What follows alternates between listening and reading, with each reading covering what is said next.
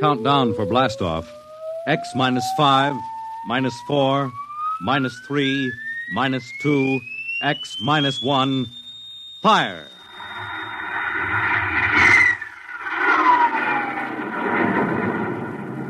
From the far horizons of the unknown come transcribed tales of new dimensions in time and space. These are stories of the future, adventures in which you'll live in 1,000,000 could-be years on 1,000 would-be worlds. The National Broadcasting Company presents X minus 1.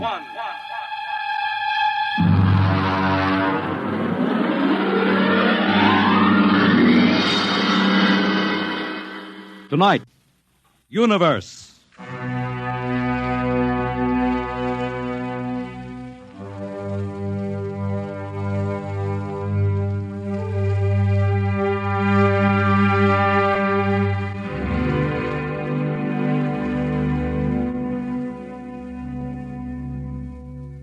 We are just beginning to discover how boundless our universe really is.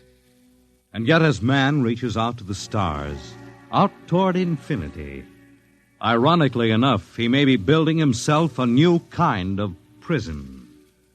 What would it be like to live all your life in a world no larger, say, than a single gigantic rocket ship bound on an endless mercy?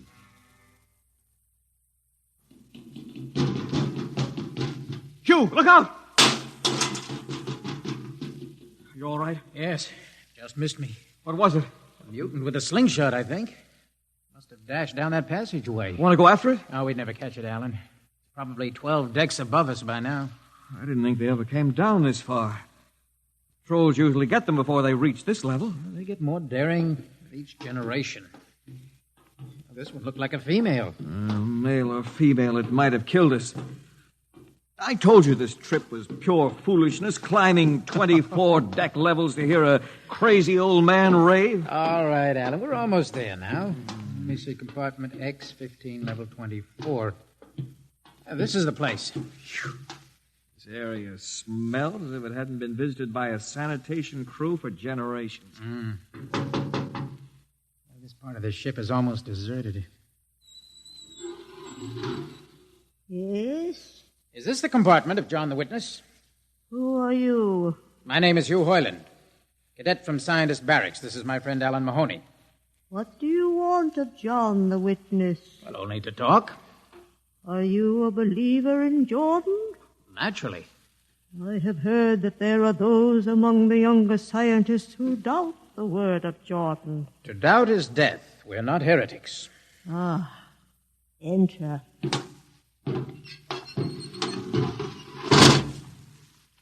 I've brought you a gift of tobacco, grown on the richest level.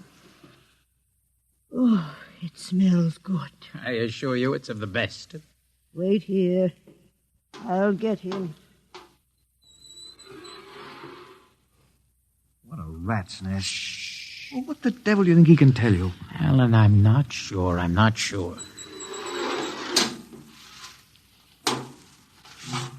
Well? Are you John the Witness? I am. Good evening to you. I'm Hugh Hoyland. This is my friend Alan Mahoney. What brings a gentleman of the scientist class to my humble compartment? I've heard that you and your parents before you have been keepers of the legend of the ship. Since Jordan gave the word. I'm anxious to hear the word as Jordan spoke it. Why? Because our young scientists, well, among them there have been some who talk against the word. There are regulations against such heresy. Still, some of them say the ship has no purpose. They say that we are here accidentally, that we have no more grace in Jordan's eyes than the most deformed mutant who dwells in the highest level of the ship. What shall I say to you? Well, I wish to hear the word from the mouth of one who knows, in order that I may become more convinced. Sit. You have a gift for the witness? The finest tobacco. Good. I will dim the lights. Now pay close attention, for these are the words as my father's father's father gave them to his son's son's son. This is how the ship came into being, how our people were created. In the beginning there was only Jordan, thinking his lonely thoughts. Out of his thoughts came a vision. Out of the vision came a planning, and out of the planning came decision. Jordan's hand was lifted, and the ship was born.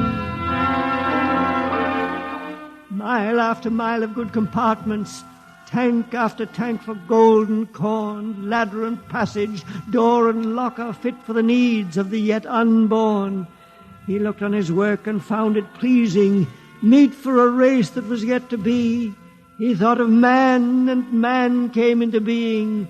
Then Jordan checked his thoughts and searched for a key.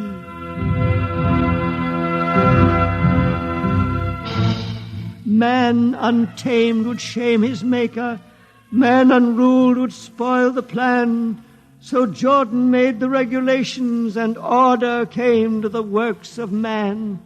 A crew he created to work at their stations, scientists to guide the plan. Over them all he created captain, made him judge of the race of man. Thus it was in the golden age. These are the true words? As my father's father taught them. But what of the strange beast-like people on the upper levels of the ship? Surely Jordan did not create them. Jordan is perfect. All below him lack perfection. You have heard of the legend of Huff? I have heard that he mutinied against Jordan. Darkness swallowed the ways of virtue. Sin prevailed upon the ship. And before wisdom prevailed in the bodies of Huff and his followers were fed into the converter, some of the rebels escaped and lived to father the mutants. They are tainted with the sins of their fathers. Witness, one more question. Speak. What is the ship? The ship is a great sphere, 25 kilometers wide and 100 levels deep. I know that, but the upper levels. Regulations forbid us to venture into the upper levels, but it is said that beyond the levels of the mutants lies the forbidden place where Jordan's spirit prevails. So I've heard, yet something troubles me. Something which prompted my coming here. Yes, my son. What lies beyond the ship? What? What lies beyond the ship? This is heresy. Answer me. I will not permit such talk. The ship is complete. The ship is universal. The ship is everywhere. The ship is endless. Your mutterings are those of a frightened old man. They answer nothing. You question the word. I think you lie. Hear me, Mr. Hoyland. For what you have already said, I can have your body fed into the converter. Your soul launched on the endless trip. You threaten me. Hugh, for Jordan's sake. Do you think I fear this dried fig of a man? Hugh! Sir, my friend is impetuous. He does not understand. I might be persuaded to forget a substantial gift. Why, you pig! Hugh! Alan, come on. The sight of this so-called holy man offends me. No, you shall not leave. Don't try to frighten me with that gun, old man. Remain where you are, heretic. I warn you, put down that gun. No, closer. Drop it. No, very well, then. Death to the heretic. Alan, get him! Alan, he's not breathing. Is he dead? I don't know. Come on, Hugh, we've got to get out of here. Right. Now where? We can't go back. They'd feed us into the converter before we could even... What's that? An alarm. That old woman must have turned it in. Come on, Alan, the patrol will be here in no time. Where can we go? Yes, where? The upper levels. No, the mutants. We'll have to take our chances. Come on, Alan, let's go. Listen, that's the patrol. Come on, we've got to climb. There's a hatchway down the corridor. All right, quickly! Oh, we fire! Alan, up, ladder! Up! Come on, Alan, come on!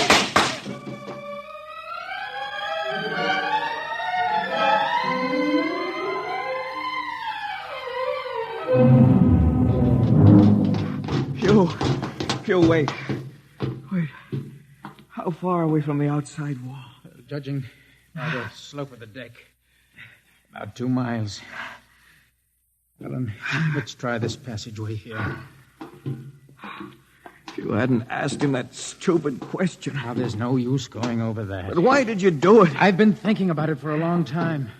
When he began to give me those stupid, pat answers, well, I just saw red, I guess. Who are you to question the ways of Jordan?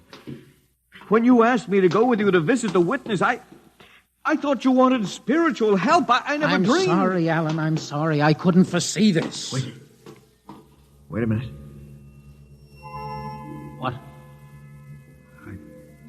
I saw something move. Where? Near that bulkhead. I don't see anything.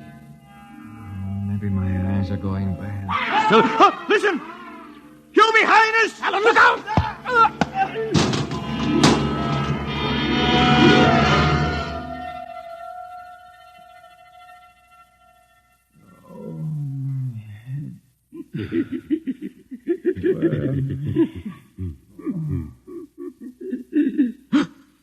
No.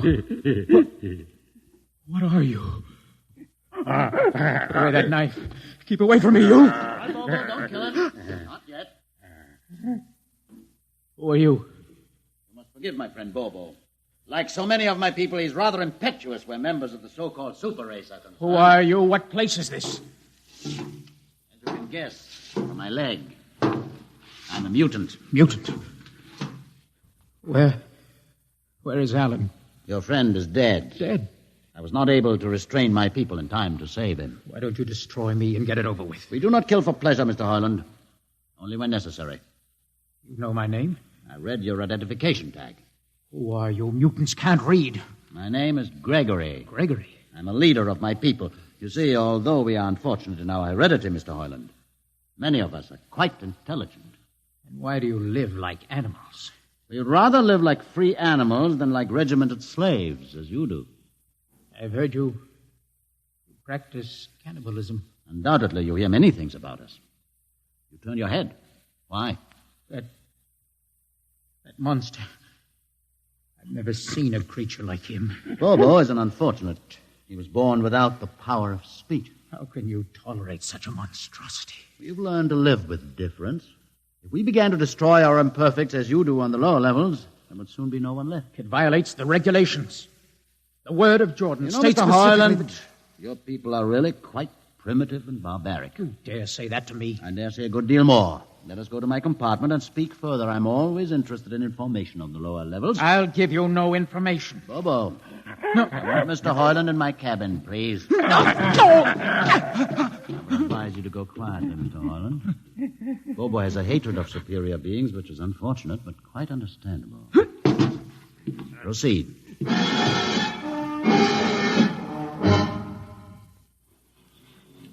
Enter, Mr. Hoyland. This is where you live? Yes. But you have books. Stolen from your libraries, Mr. Hoyland. Compton's Astrophysics, Philosophy of Interstellar Navigation, Celestial Mechanics.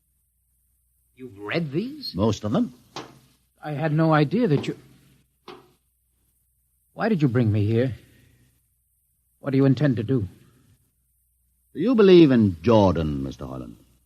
There is no other belief. And the trip? I suppose you believe in the trip, too. What else is there to believe? When you die, your remains are fed to the converter, and your soul makes the trip. And where does the trip take you? Why, to Centaurus, of course. Ah. And where or what is Centaurus? Centaurus is... Mind you, I'm just telling you the orthodox answer. Centaurus is where you arrive when you've made the trip. A place where everybody is happy and where there's always good eating. And you believe this? Well, the peasants believe it literally, but many of the younger scientists, like myself, know it is figurative and symbolic.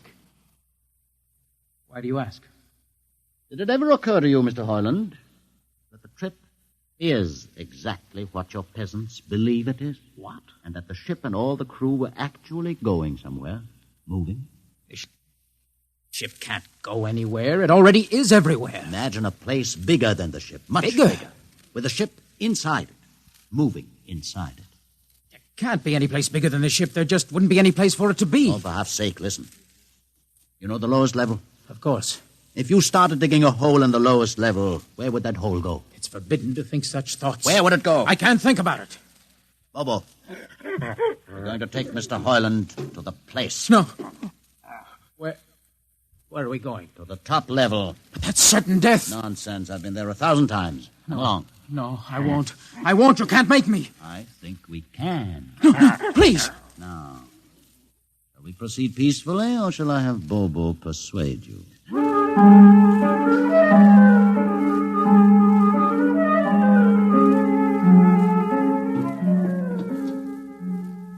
door, Bobo. Inside.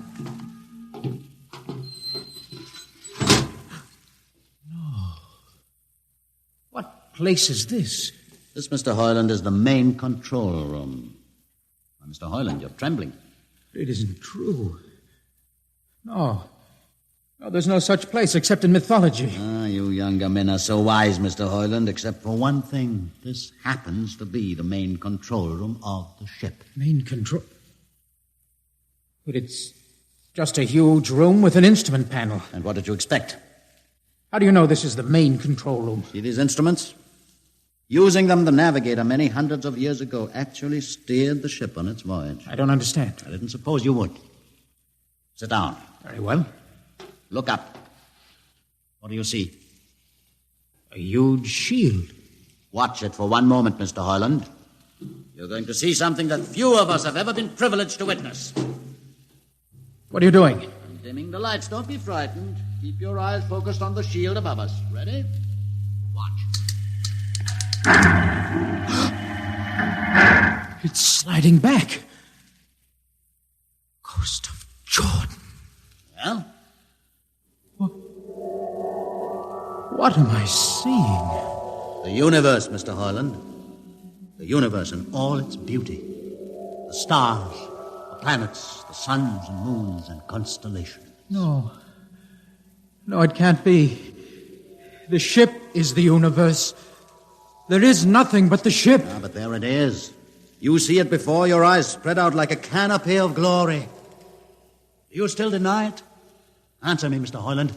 Do you deny it? No, I can't deny it. They've lied. They lied to all of us. Good. I have showed this to others of your people whom we captured, and though they saw it before their very eyes, they would not believe it. Please tell me all about it. Tell me the truth about the ship and about the universe. What are these things? How did this come about? Many thousands of years ago, on a planet like those you have just seen, a planet called Earth, a scientist named Jordan decided to build a ship that would carry men from one planet to another. For many years, Jordan and thousands of others studied and planned. And when they were finished, they built the ship. A ship so large that it had to be assembled in its own orbit beyond a place called the moon. 60 years it took them to construct. And when it was finished, a whole new science had been conceived. Then the trip was begun. The trip that was to land a colony of Earthmen on a far-off planet called Centaurus, millions of light years beyond the furthest planet ever reached before. How do you know these things? Among my books are the log, which Jordan himself kept, and the records of the journey for the first 40 years. What happened? There was a mutiny. A man named Huth led a rebellion of those who wanted to turn back. In the struggle, the navigators were killed. The crew fell into a state of anarchy. In the years to follow, small groups of men tried to organize the ship for navigation, and each time they failed. Finally, the whole idea was abandoned. And so, for centuries, we have swung in space, unmanned, undirected, living in a lost world of our own making, without purpose, without direction. Why have you told me this? Can't you guess? You want to finish the trip. Yes, but I can't. You can't? Look at me, Mr. Hoyland.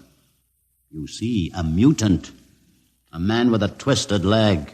My people are outcasts, condemned to death if we so much as set foot in the lower levels of the ship. The main drive is in the lower levels where my people are forbidden to go. No. It would mean that both our people would have to work together. Our differences encouraged rather than denied. All right. I'll see the captain himself. I have an uncle on the Central Board. I'll tell him what I've seen here. And do you think he'll believe you? Send one of your people with me. That's asking a good deal. I'm risking a good deal by going back. Very well. Bobo will go with you. Bobo? He can't talk. There will be no need for talk. I will write a message guaranteeing safe conduct for a group of unarmed scientists to visit the main control room. Bobo will take you safely through our territory. What happens when you reach your own level is up to you.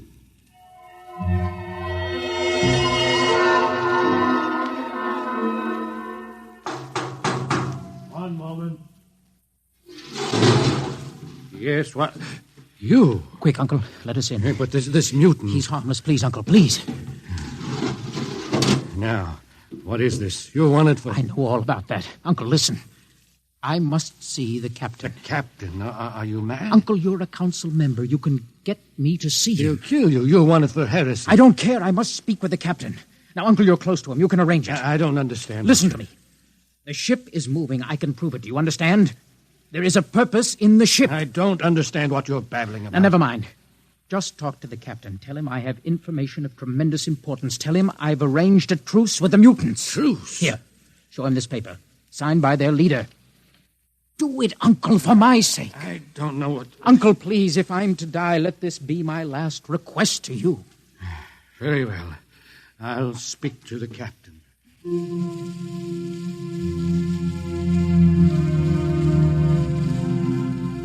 And you say, Mr. Hoyland, that you saw this with your own eyes? I swear it, Captain. I swear it on the word of Jordan. Let me see the paper again. Commander Erst, what do you think? I don't know, sir. It might be a trick. I guarantee you safe conduct. If these things are as Mr. Hoyland reports them, it would pay to risk a few lives. The man is a convicted heretic. Still, we must not discount his word. He has a safe conduct, and the mutant risked its life coming with him. I think we might investigate. Captain, you mean you will do it? I will have an expedition outfitted. Dismissed, Mr. Hoyland. Thank you, sir.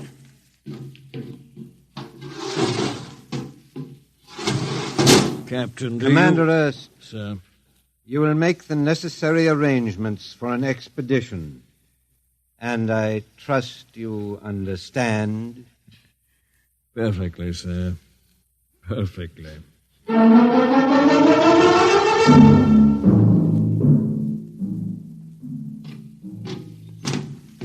Lieutenant.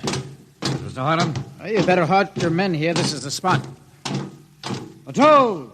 Halt! Well, I see no welcoming party of mutants. There'll be none.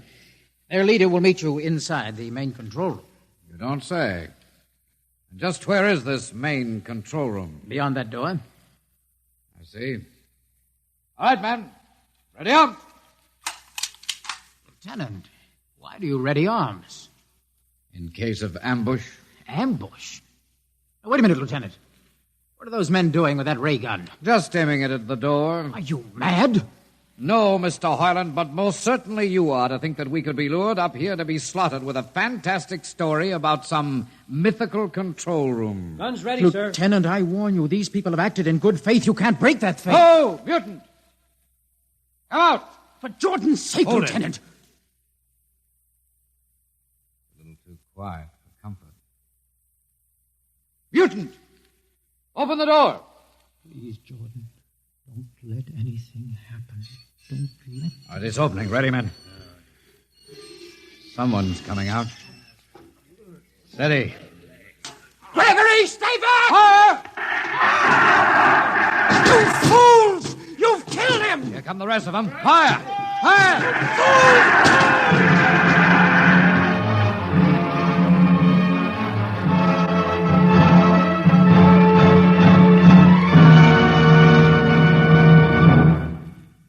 That should teach them a lesson they won't forget. All right, men, inside the room. Come along, Hoyland. You're under arrest as a conspirator in this ambush. Ambush, you fool. You blind, stupid fool. All right, that'll be enough. You've been inside this place before? Yes. What's this machinery? These are the controls he would have used to steer the ship. Gone out of his mind, Lieutenant. Steer the ship? Who? The leader, the one you killed. This ugly mutant? This ugly mutant.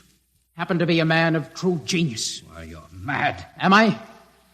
Lieutenant, this man had a vision which would have saved you, but you chose to kill him because you couldn't stand the sight of his difference from you. Shut up, Highland. Don't listen to him, man. You can't shut your eyes, and you can't shut your minds, and you can't shut your ears to this! The roof's moving back! Yes, look! Let the vision of this confound your ignorance and blind your eyes. This is the heritage of stars and open skies, for which men have yearned for centuries. Try to destroy this, and you will only destroy yourselves. Death to the heritage! But I say to you that you can't keep this from our people. They will seek it out. The ship will be manned, and the ship will be steered, and there will be freedom, purpose, and respect for ourselves.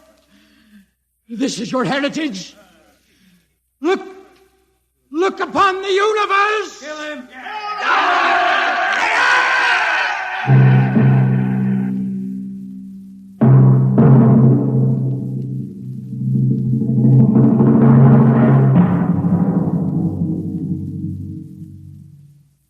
X-1 has just brought you Universe, a story written by Robert Heinlein and adapted for radio by George Lefferts. Heard in the cast were Donald Buca as Hugh, Peter Capell as Gregory, Bill Griffiths as Alan, Abby Lewis as the woman, Edgar Staley as the witness, Jason Johnson as the uncle, John Seymour as the captain, and Ian Martin as the lieutenant. Your announcer is Fred Collins. X-1 is directed by Fred Way and is a transcribed NBC Radio Network production.